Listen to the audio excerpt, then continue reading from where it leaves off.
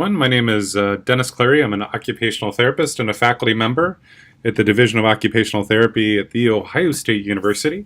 And today we're going to talk about the vocational fit assessment, matching, measuring, and designing interventions to improve outcomes. So I'm the co-director of the Transition Employment and Technology Laboratory here at Ohio State. We have a post-secondary project search program, so we're based at a college instead of at a high school like most project search programs are. So learning objectives for today, we're going to talk with you about how to best use vocfit.com within your organization. We're going to describe the vocational fit assessment and the TET Lab's approach to systematic job matching. We're going to give you a little bit of background on the tool's development and some background on the logic we use to match. We're also going to describe vocfit.com, navigate a systematic job matching report, and take a sneak peek of our video discovery job bank library. So again, we have a post-secondary project search program. We call it TOPS. And so we've been working on this project for about 8 or 9 years. And so as we think about what our role was initially, we were asked to help match interns to internships. And so we all know the potential cost of a bad match, specifically for the intern, but also for the organization that we're part of. You might have a manager that might be less likely to work with your program again in the future. And so we thought the better that we could document that job matching process, that we can increase the likelihood that folks will be successful in their internship and then obviously eventually after graduation in their job. So just so you know, the VFA, which is the vocational fit assessment, is both valid and reliable. So we have 4 publications. We actually are up to 6 publications at this point, so I need to update the slide. And so VocFit does a lot of different things for you. It started really as an internship matching tool, and so with the help of Project Search, we've really helped to expand this greatly. So if you are interested in doing discovery or job exploration, we do have a video library and a discovery job bank. So VocFit now comes preloaded with 45 jobs from a wide variety of different areas that I will show you. We can use it to develop IEP plans. So when we find that folks have weaknesses in certain areas based on the VocFit, we can help with that. If you're working with kids that are younger than, that are high school age, before they're in the Project Search program or in another internship program, we can use VocFit as an IEP age-appropriate assessment. Some Project Search sites are beginning to use it to help with their selection process. Obviously, it was created for, and you can continue to use this to match interns to internships. We can also define areas of intervention. We'll show you how we can do that. We can demonstrate change over time to see where someone was on day 1 and where they are, in day 30 after they've been in an internship for a month or longer than that. For Project Search, we can actually use it for teachers to help decide what they need to spend their classroom time on. We can certainly use it to help with job development after they've graduated from Project Search, and does allow you to work with your employer to look at customization, job carving, if that's required for the individual you're supporting. So as we think about current employment assessments, usually there is one that is work-oriented. So does the job require, or how often does this certain thing have to happen? Or also, if we're assessing a worker or an intern, can this individual do this? Can they do that? Are they able to lift a certain amount? The problem with this is these two are actually sort of different languages. And so what we wanted to do was come up with a common language we could use to assess an individual that we could also use to assess an internship. If you look at the literature, everyone talks about how important it is so that an individual is well matched to their job that they're going to be working in, or within an internship setting, well matched to the internship that they're going to be working in. They say that's important, but really no one says how you do that. And so our approach here is really to make this a more systematic approach, to make data readily available to all the people making this decision, and to be able to use an analytical process so that we can take that black box of, yeah, it's important to do a good job match, and try to fill that black box up with some data to make those decisions. So our long-term goal here at the TET Lab is to improve employment outcomes for people with disabilities through systematic assessment intervention technique. So that we're not just pulling this out of thin air. The basis of the VFA is the National Longitudinal Transition Study 2. We also used ONET, which is a U.S. Department of Labor website, and we have at this point done literally thousands and thousands of task analyses here in our lab. So you should be pretty familiar with this. This is the U.S. Department of Labor website, and so this is the basis for a lot of the items that we have on VocaFit. So when we looked at the National Longitudinal Transition Study 2, specifically looked to see where individuals with intellectual and developmental disabilities worked, we took that data and we looked at the areas that they primarily worked at. So one of those 6 areas is retail sales. So if you follow NLTS 2 back, it actually gives you that code, so 412, which then goes to ONET and gives you comprehensive information about the skills that are needed to be able to do those particular jobs. So based on ONET, we were really interested, so again, this is that retail sales worker. We were interested in the tasks that people had to complete, and then also the work context that they had to complete those tasks in. We then harvested that. So for any of these jobs that had at least 2% of the workforce of people with intellectual and developmental disabilities working in, we pulled that data off. So we looked at the tasks that they worked in, and then we looked at the work context. So for this particular retail sales job, you can see that there's about 40 tasks or so that they had to do and about 50 work contacts. So then we pulled all of that data up and we threw all those into a big pile with all the different types of jobs that people with intellectual and developmental disabilities were typically working in. So we harvested all of those work contexts and task items, and we ended up with about 3,000 items from that. And so that really is the basis of the vocational fit assessment, but we knew that no one in the world really wanted to do a 3,000 item task analysis. But fortunately, we had some great grad students that were helpful to us and actually perform these task analyses voluntarily. And so when they did that, this is their little grad student firefighter. Initially, the first go-round that they did took it down to about 1,000 items. So we were able to reduce the 3,000 items to 1,000 items just because when we redid task analyses, those were items that really didn't come up for the jobs that we had done task analyses for. 1,000 items still seems like a lot.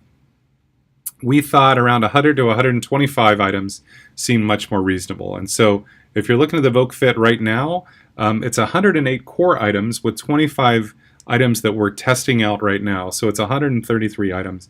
Takes anywhere from 15 to 35 minutes to complete, and we think that that's a reasonable amount of time. Hopefully you do too. So again, we're trying to make this systematic, data-driven, and analytical by filling that black box up. So this is our approach to job matching. So we have an instructional prompt, a common item stem, and then a customized rating scale. So our instructional prompt for the worker or the intern, to what degree does the worker demonstrate? And for the job, to what degree does the job demand? Then we have common item stems. So there's 133 of these currently in the VocaFit as it's being run today. So the ability to communicate face-to-face with other people. We are concerned about that both for the worker or intern and then also for the job or internship. So the nice thing about having these 130 items that are reflected both from the intern and the internship or the worker and the job is that if they're the same, we can compare those. So we've used this customized rating scale. High ability, some ability, or low ability for the worker, high demand, some demand, and low demand for the job. Now, we designed this specifically because we wanted lots and lots of people to be able to do this so that you didn't have to have a degree as a special educator or as an occupational therapist or speech language pathologist or a psychologist. We wanted really anybody that was working in employment to be able to fill this out. And so we think this 3-point scale does a really nice job of allowing that to happen. So what does high, some, and low mean? So for the worker or the intern, if the worker is able to perform that task independently, we say they have high ability. So even if they need to use assistive technology to do that task, as long as they can manage that assistive technology independently. We say that they have low ability if the worker is unable or otherwise dependent on others to complete this particular task. And then some ability means that they can perform that task with some level of assistance. So either assistance with their assistive technology, some type of a physical cue that they can't manage by themselves, or some physical assistance. So then for the occupational demands, or for the work or the internship, we would say that there's a high demand if the task is essential to the performance of that job. We would say that the demand is low if it's irrelevant and not essential. So a good example of that is if you need to work in cold temperatures, which is one of the items, but you live in Florida. I know it gets cold in Florida on occasion, but it doesn't get, like Alaska cold in Florida. And then we would say that there's some demand if the task is relevant to the job but not essential. So, maybe there's an item that has to occur on occasion but not on an ongoing basis, would count as some. So some examples would be specifically for the worker. So the worker has high demand or high ability if they are in terms of their ability to stand, if they can stand independently for as long as they need to. We would say that they have low ability if they are not able to stand for more than a few moments, say that they can transfer. And they would have some ability if they're able to stand for short periods of time, but they need to take periodic breaks. So the way that these 133 items are organized is by subscales. So there are physical abilities, self-determination, work structures, cognitive abilities, computer skills, higher and lower task-related abilities, communication skills, interpersonal skills, safety, and then general work attributes. So when you're going through and assessing the voc fit, you fill those out one item at a time. Each one of these ranges from 12 to about 25 items. So how do we use this in practice? So as we're assessing a worker or intern, this is something that typically the project search teacher is going to do. Let's say, to what degree does the worker demonstrate the ability to communicate face-to-face with other people? If they would have low ability to do that, we're going to score that. That goes to the cloud, and then we begin to build this worker profile for all 133 items for that worker. And we're at Ohio State, so of course it's Brutus. So then we are going to assess what the jobs look like. The worker you can assess as often as you would like. So if you want to see if they've made progress over time, you can do that, quarterly, however often you would like to. When you assess an internship or a job, you only really need to fill that out once unless there's a significant change to that. So to what degree does the job demand the ability to communicate face-to-face with other people? Let's say that there's some demand for this particular job for that skill. That goes to the cloud. We begin to build a worker profile, a job profile. And so you see you've got all those items. So once you've assessed the individual and you've assessed the job, we can then start to compare those two. So how do we tell people what this matching looks like? So let's see if you agree with our logic. Let's say that the ability of the worker is high and the demands of the job are high. Is that a good thing if we're going to match someone to a job? We think that is a good thing, and we actually have good data that shows that lots of employment professionals agree with us. So let's say that the worker's ability is low, but the demands of the job for that particular item are high. Is that a good thing or a bad thing? So we would say that that's actually a con. That if the worker is going to do that job, then they're going to need to be able to develop that skill. And so depending on where they are in terms of their internship progression, we may intentionally put someone in an area where they have low ability because we want them to develop those skills. We all know that the point of project search is that people will have better skills after they've graduated than they had when they started. And so part of the way we do that is to put people in situations where they really need to develop new skills. And then there are other iterations of this in terms of some and low ability. I'll show you that here in a second on the job matching report. So we think that the voc fit is a really good way to show how well suited people are for particular internships, and then after graduation, how well suited they are for jobs. We're not going to tell you what job that someone should be in or what internship someone should be in, but we think that this helps to provide information so that we know what is on the table. And so, we think that it's really important for us to be out front about what it is people need to know to be able to figure out what the best job potentially is for someone. So what I'm going to do now is go over to the VocaFit website.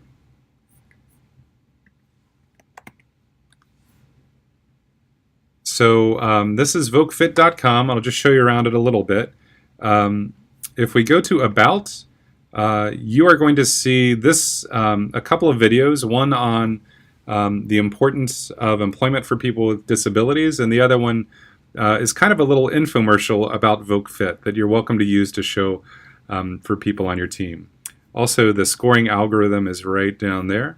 If you go to Support, you're going to find this tutorial right here in the middle with the firefighter showing. And then you also are going to see what our tech support hours are. We have graduate students who are phenomenal that are the ones that are on this line. So it changes semester by semester.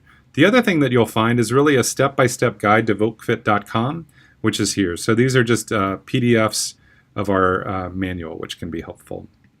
Another resource you might find useful is the video library, which is here. So this has little 30-second to 90-second videos about different internships that might be useful for you to share with the individuals that you're supporting. There's also the ONET interest profile that's there that just links you to the ONET interest profile to help people make some determinations about what types of jobs they're most suited for. So now I'm going to log in. Everyone close your eyes so you don't see my email address or my password. Thank goodness you didn't get to see that. So I actually helped to run a transition clinic here at Ohio State. And so some of the things that I can do with this, I'm going to show you. I just thought that even though there are codes, I probably should not show you patient names that are on there. So I'm going to go to another piece here. So I am going to go to the Discovery Job Bank, which is here. And I'm going to show you around a few things. I'm going to just show you how we go ahead and run some reports for folks. So if we're going to fill out the vocational fit assessment, we can do it in several different ways. We can send a VFA worker request here. So if you wanted someone's teacher, or if you wanted the individual or their family member to fill out a VocaFit, you can complete this right now. You'll just send it to them to their email address and ask them to fill that out. It goes to them just sort of like a SurveyMonkey would, and gives them the ability, someone else the ability to fill that out. You can also complete the VFA now, and so you'll go ahead and just fill that out. I'll do this real quick. OSU, we'll say it's a school district even though we're not. So then this is what it looks like. So to what degree does the worker demonstrate the ability to stand, run, twist the body, bend the body, keep or regain balance, all of these things, and you'll just score high sums and lows for. Again, once you get the hang of it, you should be able to complete this fairly quickly. Other things that you can do is download a blank VFA worker. So if you want to do that as a PDF, it is about 12 pages. But if you have people that don't like using a computer, you can have them fill it out, and then you can then just enter it yourself. The other thing that you can do is run a job matching report. So the nice thing about this is that it comes with 45 jobs that are already preloaded in that. So I selected example 5 with an extensive level of support, so you can pick the worker. I'm going to pick the one that I did. Actually, I'm not. I'm going to pick the one that one of our other students did in April. I'm going to hit the next button, and so what it's doing right now is loading these the data to compare the worker to the job. So again, these are the jobs that come preloaded. Our advice would be that if you are in a setting that has access to internships, that you really should go through and match and do those jobs yourself, or your internships in your setting, because each job is going to be a little bit different depending on where it is that you are. All right, so once you have these in, so I included the Discovery Job Bank jobs. So up here, if you would unclick that, it would only have the jobs in that you've done yourself. So you would sit down with the individual, and this is part of the discovery process. Let's say what type of jobs that they like. So they wanted to be an usher. Because this is the Discovery Job Bank that everything's matched on, there's 2 of each one. I'm sorry about that. When you see yours, you won't have 2 of each one. So we're going to say a general store clerk, sure. Baggage porter, no. Floral designer, no. Hotel front desk clerk, no.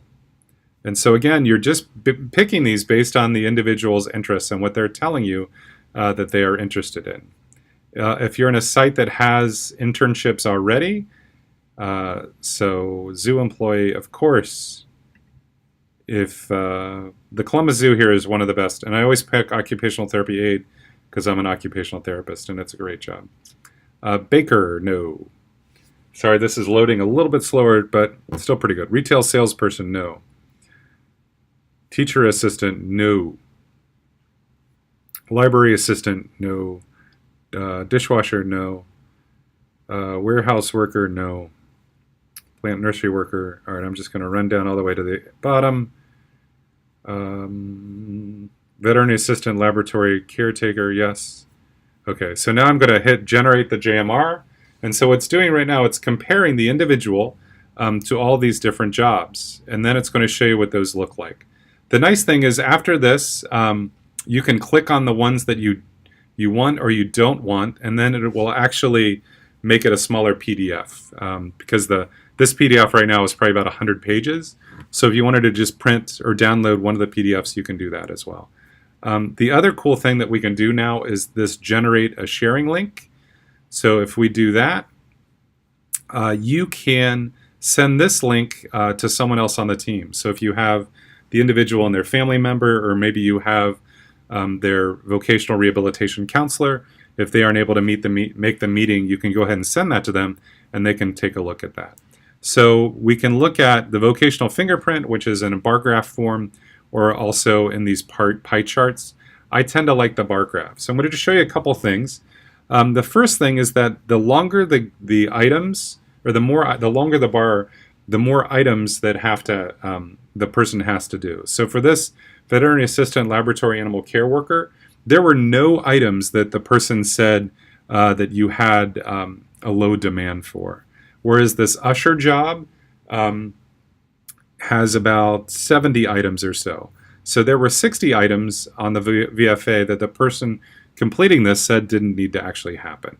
So when you click on that, it'll actually show you what the pros are. So again, pro means high ability, high demand.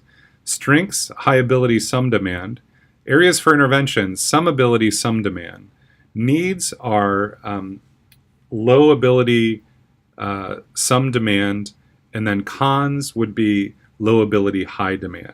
So the nice thing about this for the age-appropriate assessment, as we're thinking about planning IEP intervention or IEPs or interventions, we can look and see what are the things that this person really needs to work on. So we know that this is an usher position. So even though standing is a con for this, we know that someone using a manual or power wheelchair can actually do a really fine job as an usher, even without a whole lot of accommodation at all. Whereas determining customers' needs, work activities, maintaining sanitation, follow hand washing standards, personal hygiene. So those are all things that we're going to need to plan some intervention so that they can learn those skills. So the nice thing about this is it really does get everything out on the table so that we can decide what interventions the person needs. The person that's making this decision about is this the job they want to apply for or not has to understand that there might be some things that they need to really develop. We've used it for really helping people be pragmatic about the jobs that they're interested in applying for based on their VFA results. So again, that's what that looks like. So we're going to go back one, and I just want to show you one more feature that the VFA has that we think is really useful. Oop, trying to do this. Oh boy. Technology is awesome when it works. No, I think I've got it stuck here. Let's see if it'll get me off the page. There we go. So one other thing that you can use this for, that's a newer feature, is the Discovery Jobbing School Districts, Manage Workers, good old student number 5. So we can also run a change over time report. And so what I'm doing is comparing,